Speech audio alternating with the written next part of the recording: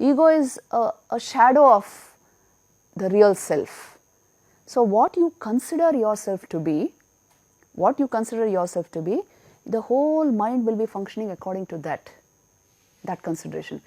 This identity, there are certain very fundamental things you should know about it. See, identity in a very still mind, you will see there is no sense of identity other than the fact of what you are, which is awareness. But when the mind is agitated, when the mind is functioning in a particular way, the tendency of the thought process, what you are calling mind, is to identify, to join with something.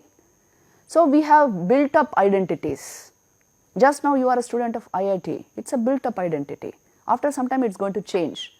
I am an Indian, it's a built up identity. We are building identities constantly, and then your entire mind will keep defending those identities because you have built them up, you have invested energy into them.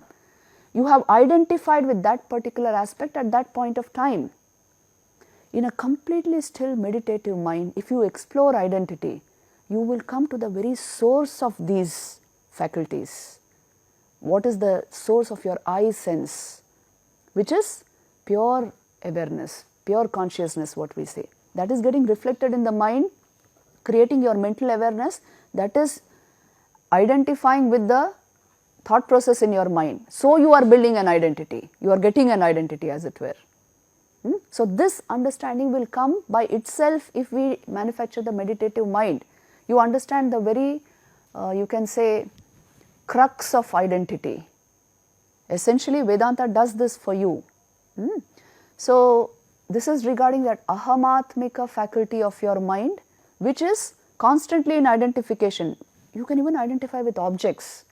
Don't people identify with their homes, with their money, with their property, with their cars? See, everybody is doing it. Then at the next level you identify with your research, you identify with your titles, with your qualification. At another level you identify with your awards, with your family. You see, it's a constant identification. Sometimes the identifications change. They can be modified, but you are constantly, the I is attaching itself to something or the other. And your whole mind will keep defending that identity until you explore the very basis of this identity, I sense in us. Then again all of this becomes an external objective thought process, which you can identify or which you need not identify with. This is entirely your choice. So you are not under the weight of this identity.